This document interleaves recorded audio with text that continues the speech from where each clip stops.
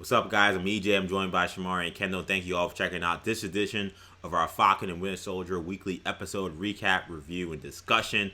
This was a big episode, guys. This episode called The Star-Spangled Man. This is episode 2, and a lot of big appearances here. Of course, we got a teaser of the new Captain America last week, and he plays a big role in this episode this week. But we also got the appearance of Isaiah Bradley, which I thought was a pretty surreal kind of moment. We knew he was coming, and I thought the way they introduced him was pretty dope.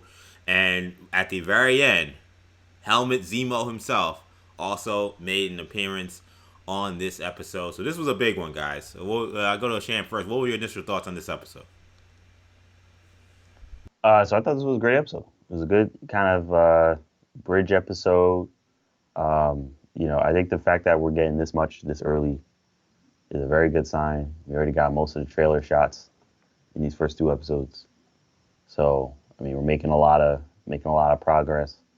I'm loving the character interaction between Bucky and Sam, which that was kind of a big test for me.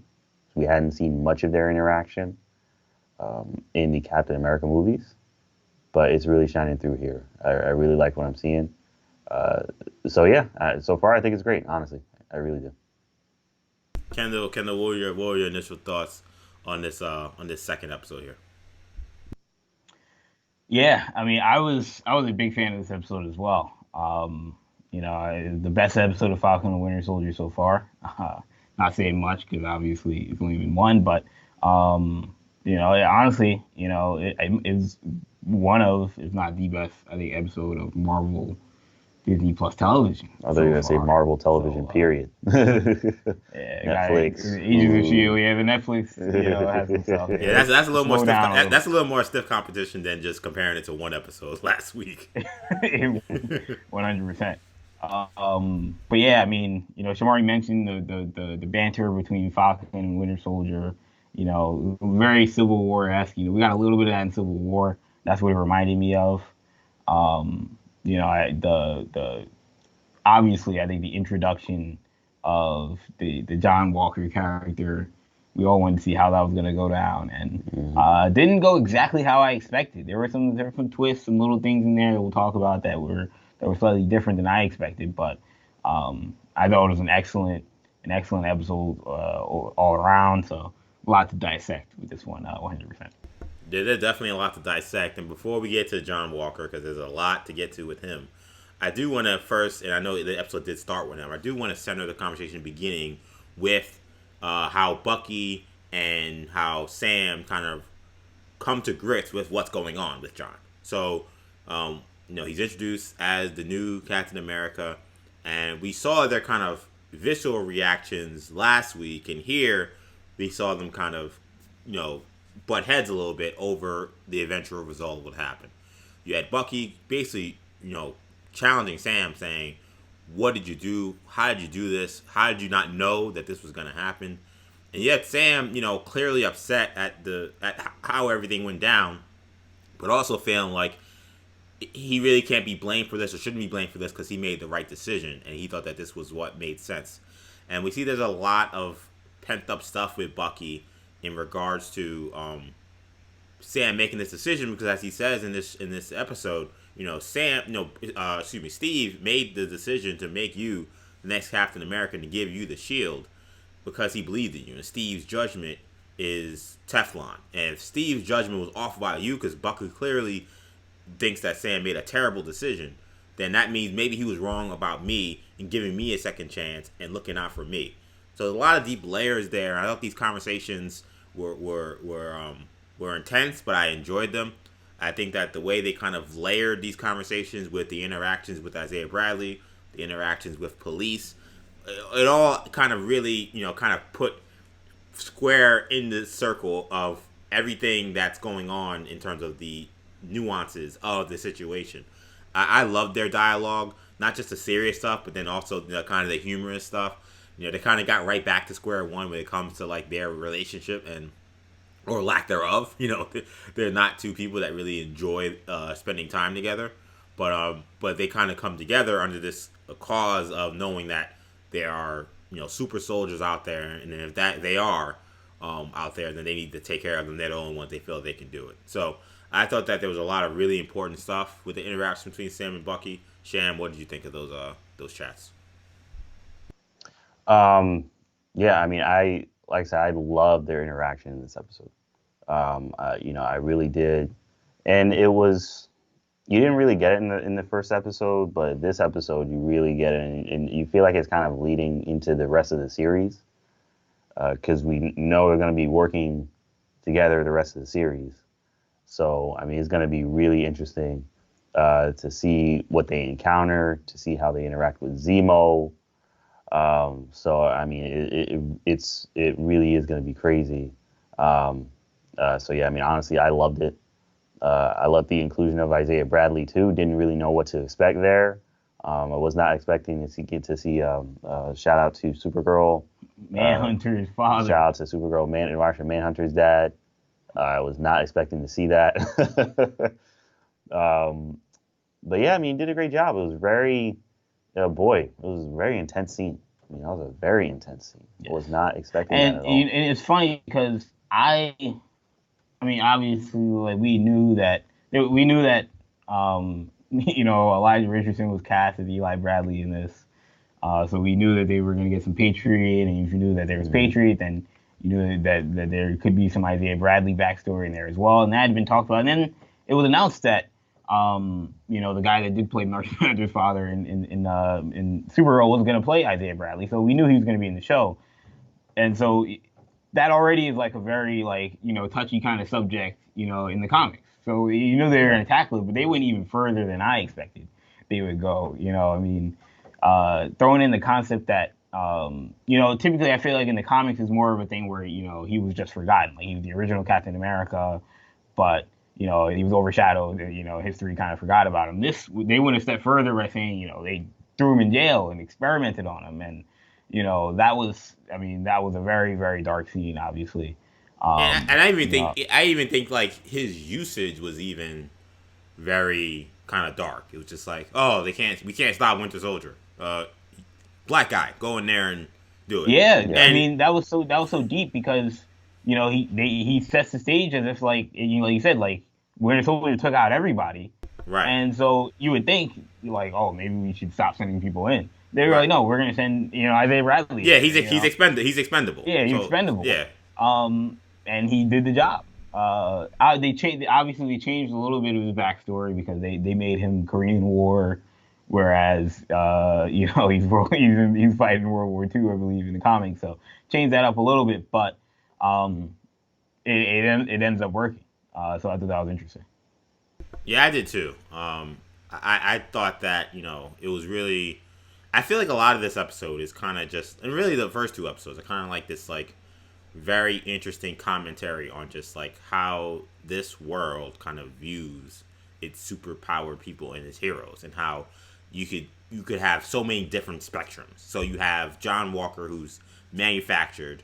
You have Sam, who is a true hero, but as he also points out, like, hey man, like when the government wasn't on my side, I was sitting in the cell waiting for Steve to break me out.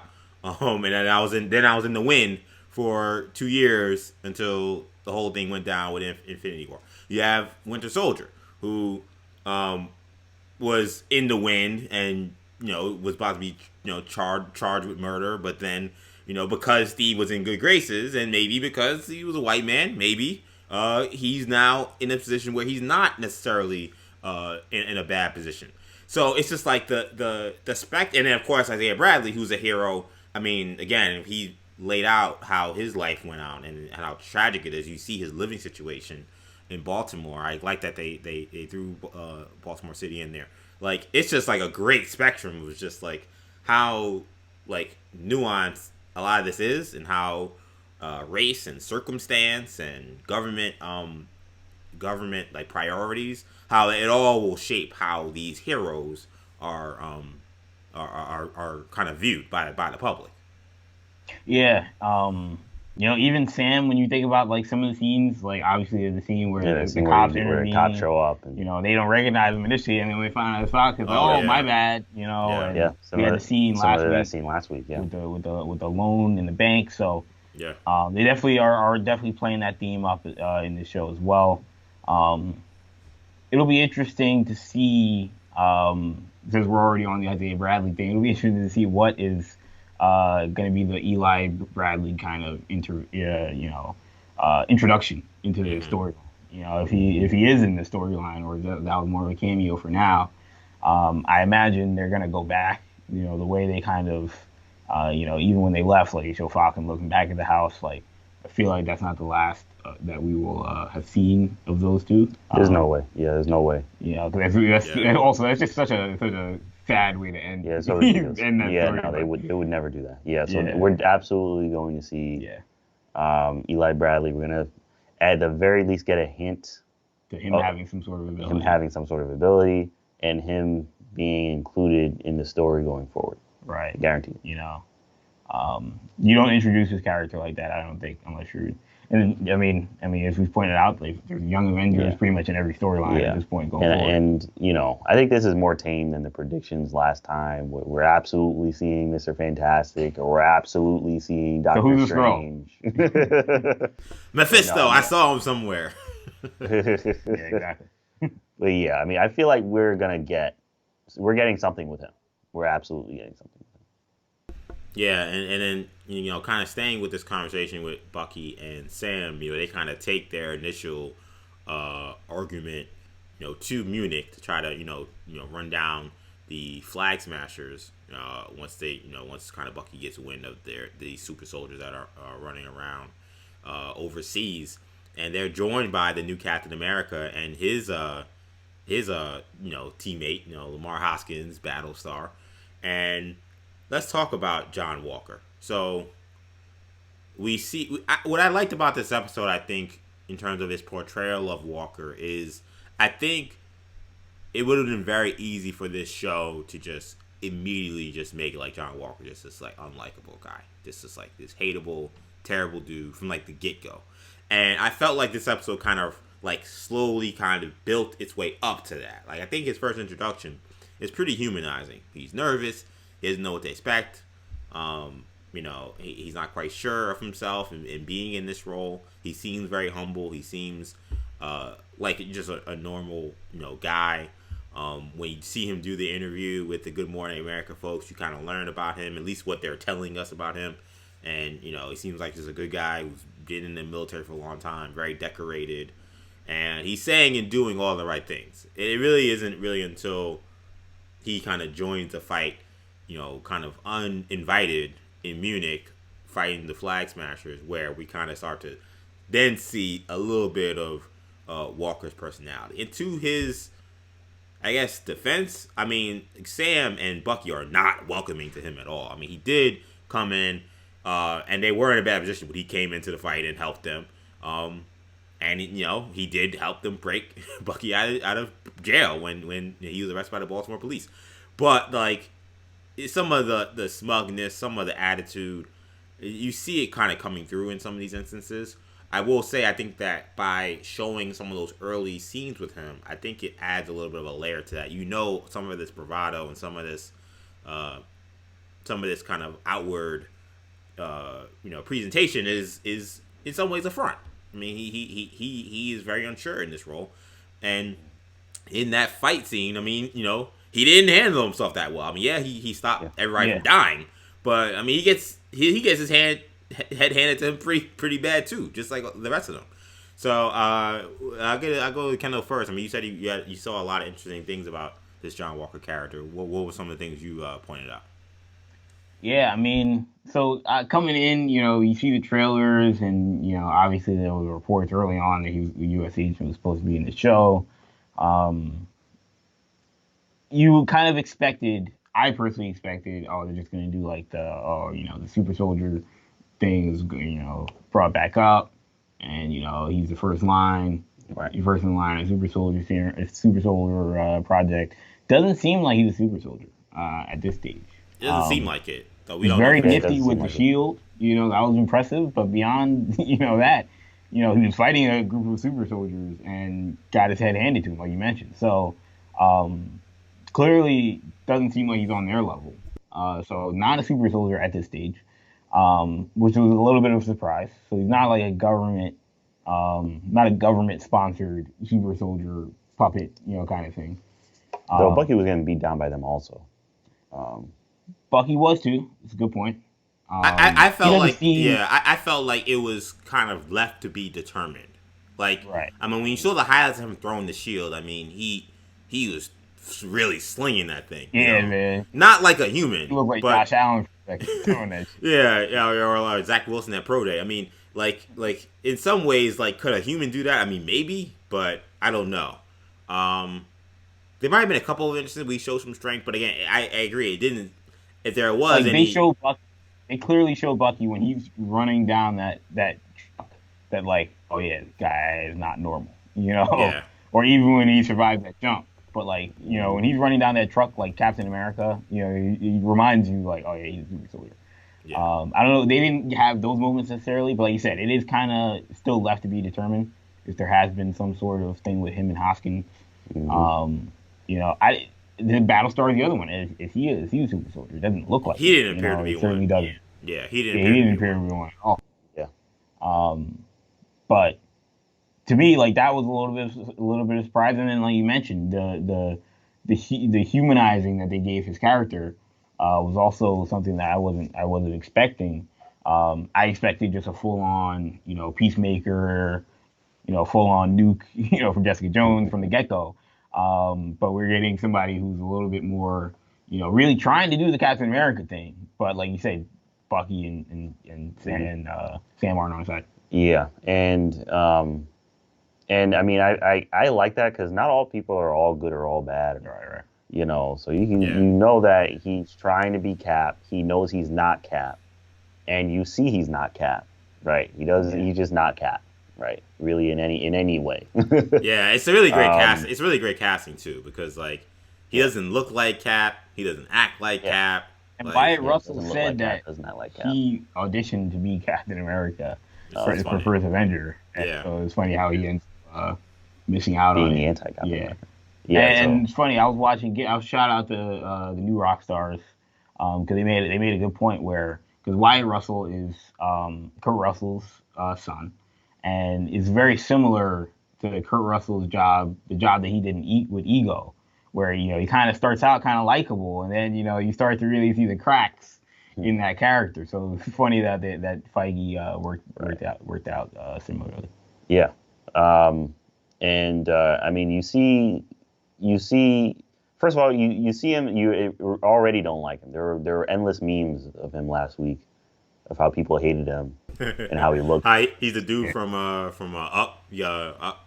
Oh yeah, the dude from Up and all those other memes. I mean, no one liked him, and you really see it throughout this episode. Particularly once he takes out the gun, right? Once he takes out the gun, instantly you're just like, no, this guy can't be Cap. So technically, Captain America was using guns in First Avenger. He was. He was yeah. And Winter Soldier, he wasn't like Winter Soldier. He stopped using guns in the modern day. Right?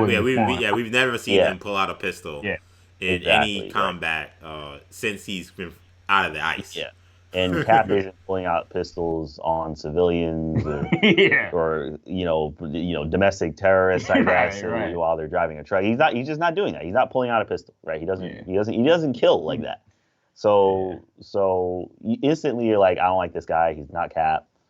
And then, just as it goes on and he's like really trying to, guys, you Bucky and Sam, you got to work with me. And they're like, why do we have to work with you? Right. Yeah. And then, towards the end, he's just like, stay out of my way. And it's like, all right, that's it. At this point, he's like, nah, we're done. We're done with this guy. Let's just move on from him. I will say that EJ mentions that opening scene, like the overall, the cinematography around this episode was really good from beginning to end. I loved the drumline rendition of Star-Spangled Man. Like the way they, obviously the football field scene we had seen in the trailers, but you didn't know how it was going to play out. I loved how it played out. Yeah, it was excellent scene. And it's funny. I think that there's a little bit of a dichotomy and a parallel to Walker in the in the locker room to Steve kind of punching the bag, before he gets the mission from Nick Fury. Like I think that there is a little bit like of like the player getting ready to go into the game kind of preview, so to speak. And I think that they did I don't know if it was on purpose, knowing that Marvel, a lot of these things are. I think that there is a little bit of a nuance there too.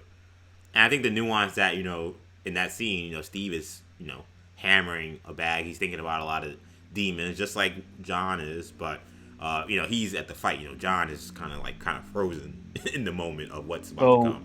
So it kind of shows you their difference there as well.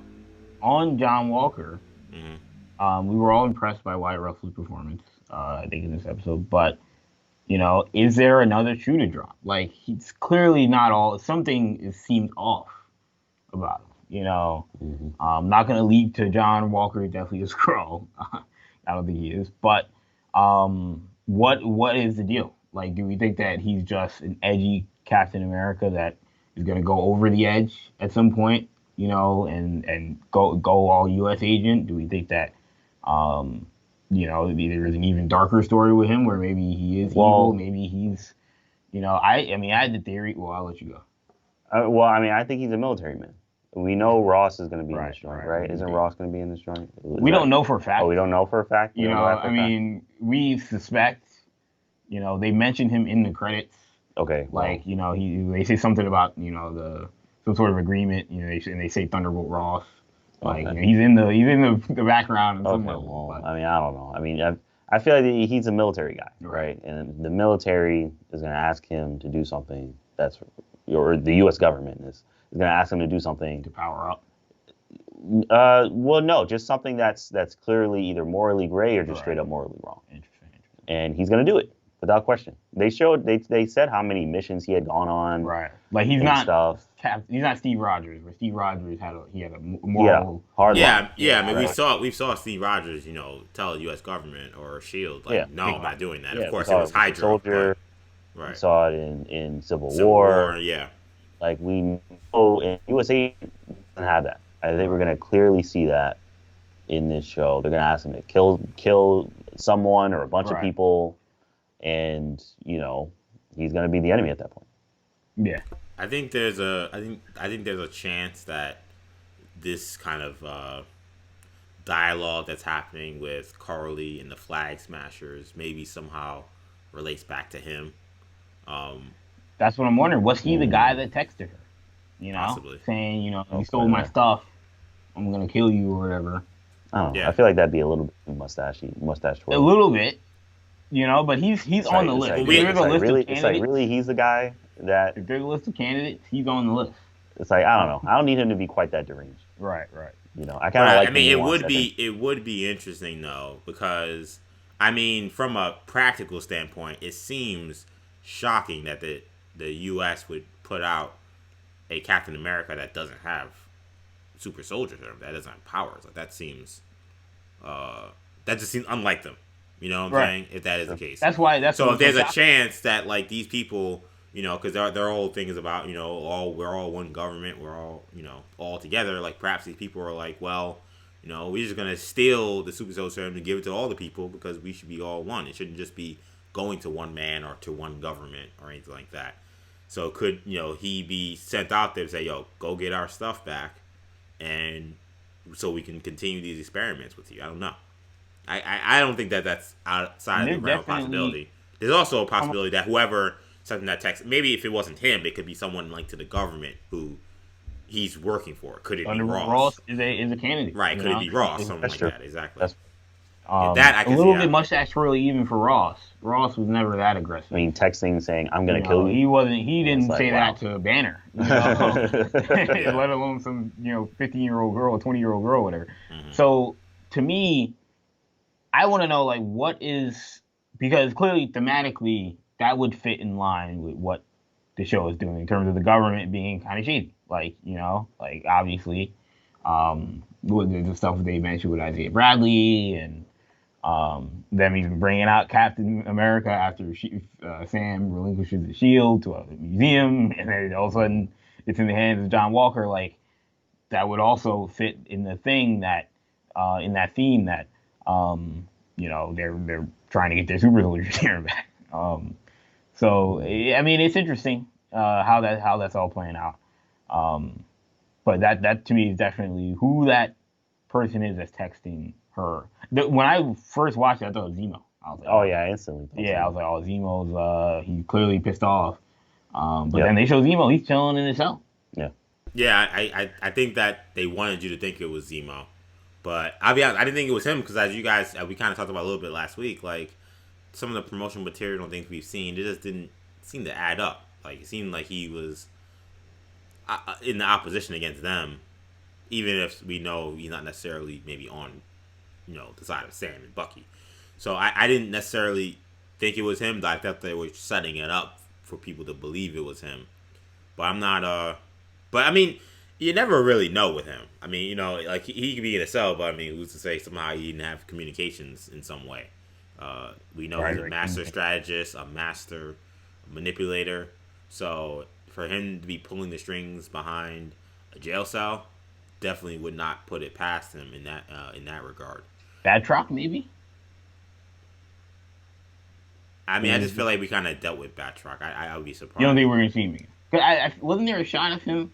I mean, he survived that thing. I mean, he did. He survived. Yeah, he jumped out of the thing, which is great. Keep GSP in the loop. But like, I don't expect make super soldier. Yeah, I don't expect that he's gonna have that kind of an influence. Like, I don't think that because to me that was set on to be like a major part of this story. I don't think he's supposed to be. I think he's gonna be like the typical guy that shows up every now and then for Captain America related. I think they said he was part of like a different group and stuff. Yes, he was. They said nothing about the flag. Yeah, there was nothing about any of that. Yeah, he was a whole different. He was a whole different group. In the first. It's interesting how her name, Carly. Carly. It was Monta something. I forget. Morgenthau. Yeah, Carly Morgenthau. Like that's the Flag Smasher's name. Yeah. But it's Carl Morgenthau. So they're definitely setting her up as obviously like whatever the comic version of Flag Smasher is. The embodiment is supposed to be in her. I would imagine, unless the Carl Morgenthau is out there as well. So yeah.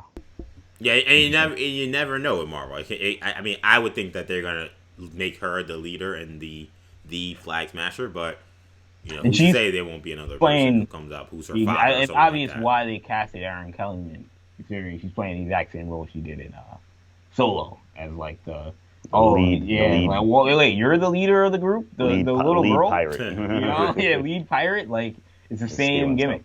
Yeah. That is true. I do want to give a note out to just the action we got in this episode. I thought it was top notch.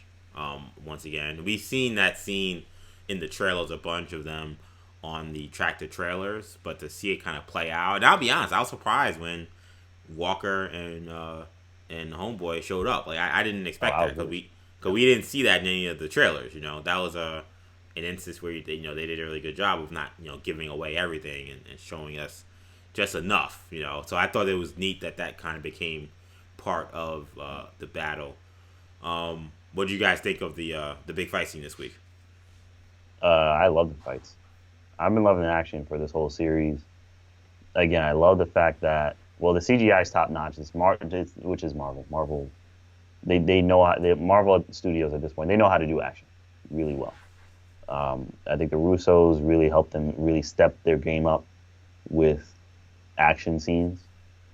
So yeah, they're doing the action really well in the series. So I mean, my expectations were already very high, and I think the fact that we got most of the action shots from the trailers already is a very good sign, right? I mean, we're in for the rest of these the next 4 episodes that we have left. Yeah, I feel like who knows what we're gonna get. Yeah, I feel like Kendall, besides what we talked about, which was Sam throwing around the shield. It doesn't feel like we've gotten. It feels like we got a lot of what we saw in the trailer already. The only thing that we don't know about is Madripoor. We saw a little bit of. We saw shots of Madripoor. Yeah, the Madripoor stuff, but even that stuff was so limited in the. Like we don't know what is happening there. Yeah, we don't even know what's going on. Yeah. Yeah. Yeah. So yeah. Again, the only thing that's spoilery is that still is that shot with the shield. I just after seeing this episode, like why Yeah, they they should show have never. I mean, I it's good guess. for marketing, but Yeah. Well, here's the thing though. Is there any chance that you had scenes that were shot in the trailer that were only shot for the trailer? You know, like I don't. I'm not gonna say that that's likely. I think that those scenes are in the movie. I mean, it should be in the series probably, but it's not. I mean, it wouldn't surprise me if they shot some stuff because to me, the reason why I say that, the only reason why I say that is because like if you watch the last movie, Endgame, or at least the last Marvel movie, not Sony, you watch Endgame and he ends up with the shield. So it's like if you're trying to get people who watched Endgame to watch this show, it would make sense to say, hey, like let's show him with the shield because like last time you saw him, he had the shield, and to like the like what's the word, like the non expert, so to speak, the people like us, we're seeing John Walker and we're seeing these things, and it makes someone who does not pay attention, who sees a commercial or a trailer, to see a guy running out there in the football field, like might not be thinking, wait, that guy is Captain America, or he looks like him. How does he have the shield? Like they're not thinking like that. So I think for them, it might maybe from just a promotional standpoint, like they thought that it made sense to show him with the shield because we last saw him with the shield. Yeah, in the promotion, I thought that was going to be early. Yeah, that's what they make it look like. So for it to be late, like it's a strange decision to put it in. Yeah, I assumed that was like right after he got it. With them putting it in, I feel like it's not going to be like the last scene of the last episode. Right. I think we're going to see him doing that, and then we're going to see him like using it. Right. I think they show him like in very small. Yeah, we do see him using it. As Falcon. But what's interesting is now that you watch these episodes, though, I mean, he could be fighting Walker, and maybe he just got the shield. Like in a sense, like that scene like doesn't bother me as much anymore because now I know he has an adversary that uses Captain America's shield. So like it may have been kind of like what's the word, like misleading to like we think like, oh, he was running around the shield, like what the hell, like well now I understand. Okay, well. Yeah, he probably grabbed the shield so he could knock Walker over the head with it during their fight. You know what I'm saying? So that kind of those like shots were fine. I think the more problematic things are what Kendall's mentioning is of course the scene of him in that like backyard throwing it off of car tires that are hanging on trees. Yeah. Overall, like Madripoor is going to be interesting to see how that's infused into the show or introduced into the show. And for anyone that doesn't know, Madripoor is a location that's typically associated with the X-Men universe and mutants. Wolverine. So that's its well, probably not you guys, but that's its importance in the series and why people are excited to see it in the show. Yep, it's an island in southeastern Asia. Which is why I think when you see those shots, I think it was shot in Korea, I believe. I think it was, I don't know, but it looks kind of to me like a Korea or like a Thailand. So yeah, I think we're all thrilled to see. I kind of was hoping that that's where we were gonna be like heading soon. Like I thought, like I was hoping this episode would kind of lead us to that when they went overseas. I thought like they would go from Munich to Madripoor, but that didn't happen in this episode. I'm trying to think of any last minute things about this episode that I wanted to point out. I thought it was a nice. They would find it weird that you had a Good Morning America interview that was shot at night. They just seemed kind of, not to say they don't normally do that, but it kind of was throwing me off. He's like, "Good morning, America," and because he yells like Walker yells, "Good morning, America." I'm like, I thought maybe like it was a sign of him like being too nervous. He made a mistake. I'm like, it's clearly nighttime. But then, like, I realized, and I saw the woman from ABC, the reporter who is, I don't know if she's on GMA, but I know she's on ABC. I've seen her on, like, with Strahan and Kiki doing the interviews. I guess they're doing a Good Morning America thing. And I was like, but this is at night. I don't get it. So I was a little confused by that. I know, like, sometimes they'll do a Good Morning America presents something, and maybe it's not in the morning. But that just seemed weird. Like, that to me, they could have easily shot that during day, and it could have been a morning segment. I didn't know why they did it like that. Maybe it was like a nighttime event that they aired in the morning. That's the only That's the only thing. That's the I only can practical think of. reason why they would do that. Oh, Yeah. do we have? I don't know. I'll be honest. I was like, it was a very busy day for me, so I was kind of like dual watching this and doing a lot of other things. So when they're packing up their stuff, the Flag Smashers, and getting on the jet, and they realize they gotta get out of there. I mean, who are those people that are coming for them in those So I believe that's vehicles? I think whoever texted her, You think you have my stuff. Was trying to get. you think they were linked to those people? Yeah, I thought that was the government. I mean, it looked like the government. It looked like the government. It did look like the government. government police. But I mean, they were. She seemed to conceal that text. She didn't say, "Oh, they're coming after her," or whatever. Like she got the text. She used a phrase though. I feel like one of them used a phrase like the big men are coming or something like that. I didn't know. Yeah, I think someone said something like that. Yeah. Forgive us. Power broker. I know they mentioned power. I think that's what they said. I think they said the power broker. Yeah, they mentioned the power broker. We were like, who is the power broker? Again, Walker. Doesn't seem like Walker was involved in that. But he seems involved in more things than we suspect him to. He seems to pop up at times that you. Yeah. We know there's another shooter droplet. Yeah, certainly at some point. Is it Ross? I thought it was Zemo, but Zemo seems to be chilling in a cell. Maybe somebody we haven't been introduced to.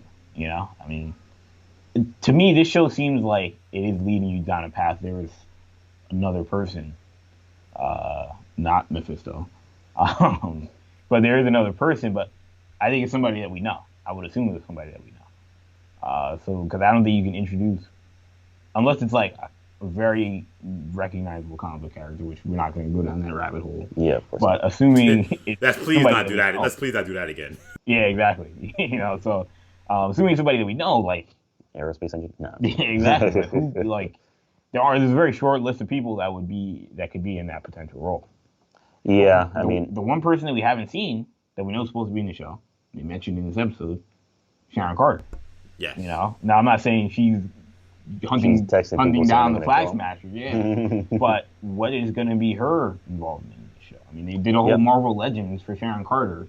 Yeah. And she's on the first 2 episodes. No reason to panic because she's not going to be in it. But you would assume that she's going to have a significant role in the show. Yeah. You would assume. Yeah. I think we're going to get her in the second half of this series. That would be my guess. Mm-hmm. She's going to come up when they need her. She'll have a plot, some reason to insert her in a plot. That makes sense. And I hate to do this, but I feel like I can't help it. I mean, I do feel like Sharon is 100% set up to be a Skrull potentially. Now, I was just thinking, like, will they do it? I mean, that gets into our whole deal with expecting too much or too little. Yeah. I don't know, but I mean, this is someone who's constantly in the wind, and it pops up out of nowhere. We haven't seen her in a long time. I mean, if there was anybody, if somehow she was somehow deeply involved with this and involved with super soldier serums, and if we learned somehow that she actually was a Skrull, and that maybe this is kind of our interest into maybe some kind of evil Skrulls that are also involved with Secret Invasion, that could be something. I don't know though. I don't want to put too much stock in it, but it's just when they talked about her today, and they kind of talked about her they kind of talked up this idea that she's kind of like nowhere to be found. Like, right. Like they kind of made up, hey, we haven't seen her. She's enemy of the state. Enemy of the state that's on the run. It's kind of like, okay, according to the Secret Invasion, I mean, that's a person that's, very much, primed to be possibly, body snatched. Like, that's what was it about. It was people who were constantly doing stuff, maybe didn't see them in a certain spot, and then that's when they would pounce. So I couldn't help but think about that when they mentioned her this week. Yeah. I mean, it's definitely a possibility. It wouldn't exactly be a, oh my God, kind of thing, because she's not really in the MCU that much. Right. But, I mean, it would get the ball rolling with Secret Invasion, which, I mean, we still don't know where they're going. I think it's more likely that if she's a Skrull, that she'd be a good Skrull, which would be quite the letdown. I would think I could imagine it'd be the same thing as the Maria Hill. I mean, I think that almost all of these reveals are more likely to be good Skrulls. Everyone is a good Skrull. You're right. Yeah, You play exactly. in percentages, but like her being like involved with Sword or whatever Fury's working on, like wouldn't be. I mean, it'd be kind of odd, but it wouldn't be that much relief because she was working closely with them in Winter Soldier. Yeah. You know, she I wasn't think the like question would be, where is Sharon Carter if she does turn out to be a Skrull? Yeah, where's the real Shannon Carter? Yeah, the real one. Up Yeah, Space Kendall. Yeah, man. Monica Rambeau. Yeah, I mean, you know, like Not typically a character that is working in space. yeah, exactly. That'd be unique. You know, so yeah, it's interesting stuff. Something to think about. It is. I think we gotten through most of the episode this week, so I think we can give our scores. So I'll go with Sham first. What would you want to give the Falcon and Winter Soldier episode 2, the Star-Spangled Man? I give it an 8.5. That was very solid. You know, the show is getting better every week, which is very good to see. At this you know, going on this path. By the end of the show, I'll be giving 9s and 10s, which is very positive. So I love it. I think they're doing a fantastic job. I love the action. I love the character development. I love the interaction between Sam and Bucky. I love the drama with Cap. And I just want to see more. So I give it an 8.5. What about you, Kendall? I'm gonna go 9. This is a higher score than I've typically gone. I don't know if I gave any WandaVision episodes a 9. Thought I would, but you know, I also thought I would see Magneto, so unfortunate. Right. But this was a good episode. You know, someone we didn't mention that I thought did a nice job in his limited role was Taurus. You know, I thought the Taurus character was very interesting. We didn't mention last week, but you know, in the comics he becomes Falcon. So, you know, if we do get a Sam Wilson Captain America, you know, does he get pushed into the Falcon role potentially? You know, but that's a possibility. But you know, I thought this was a very good episode. I thought you know, it had depth. Good banter. One criticism I was going to mention this before when you mentioned the action. I did like the action, but I would like a little less banter during the action scenes. You know, I thought it would have been cool if we would have gotten to see them like almost flip a switch a little bit to like, oh, you know, now we're in Avenger mode. But then when we're done, you know, back to buddy cop thing. But they were kind of buddy cop the whole time. Yeah. You know, so I mean, they made their choice of how they wanted to do it, but that would be the only slight criticism. But other than that, I mean, it was a almost perfect episode, I would say. I love the episode too. I mean, I think my only slight critique would be I did feel like I felt like the beginning was a little fast in like, you know, yes, like to me, like I had questions about why is Bucky even allowed to be on this mission? I mean, does Sam have that much clearance where he could be like, anybody I want comes with me?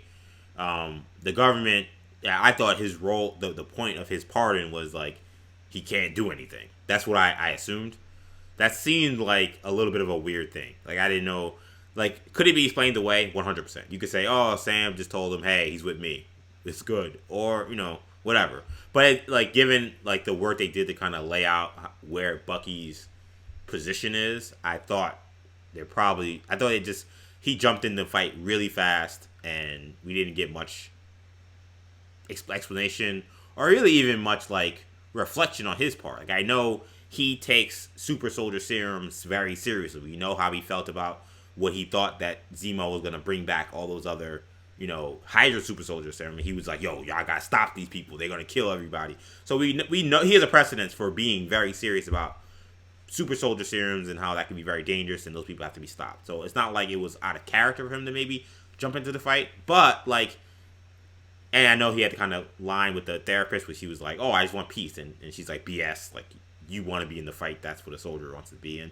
But I think I probably would have wanted just a little bit of reflection and conversation about him even being on the mission. It also would have been really... It was entertaining. It was fine. But that was probably my one little critique. Because I was sitting there... It also would have been really cool to have seen a flashback between Isaiah Bradley fighting Winter Soldier. Because we got the flashback. And we still might. Yeah, we could eventually. We got the flashback last week to Winter Soldier that was relevant. But this would have been managed. You start the episode with that. You know, you Yeah. don't know what's going on, and then you go to the other. I mean, they started the episode in a way that was really good anyway. But Right. It was this episode I thought yeah, was one of the better starts to Yep. any of these Marvel Disney episodes.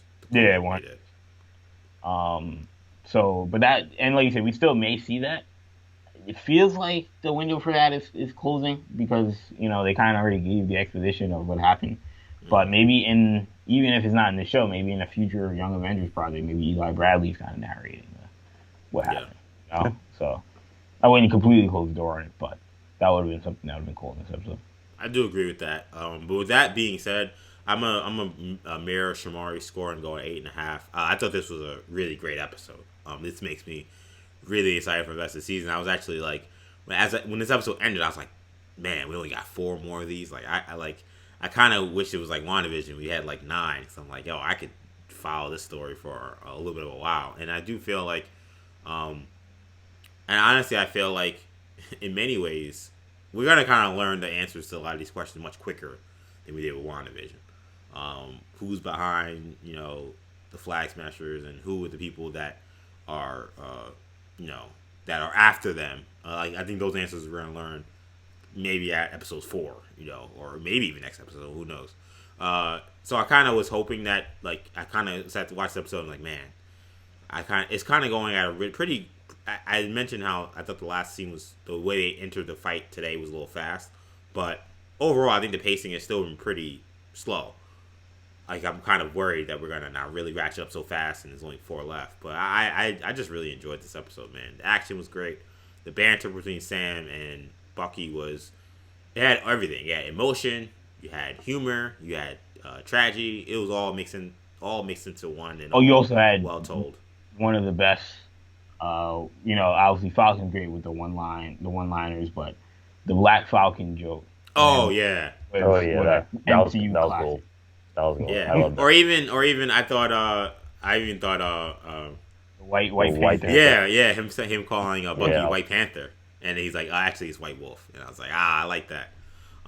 Yeah, so the dialogue in this episode was written extremely well, really really well. So and I'm hoping that we'll see more of that. I know Michael Keistein wrote this episode. He won't be writing the next 2. It'll be Derek Kolstad, but shout out to him. He did a hell of a job writing the script for this episode. So yeah, 8.5. Action was on point. Dialogue was on point. Some really important themes were touched on in this episode. It was just fantastic. The only reason why it's not a 9 is because there's just still so much mystery around it, and there's still, I think, clearly bigger stuff they're working towards. But this was a great episode. I really enjoyed it through and through. But that's going to do it for this edition of our Falcon and Winter Soldier episode recap, discussion, and review. So if you guys enjoyed this conversation, make sure you leave a comment in the comment section what you thought about this episode. Do you have any ideas about the Power Broker, or what is Helmet Zemo's deal in this whole situation?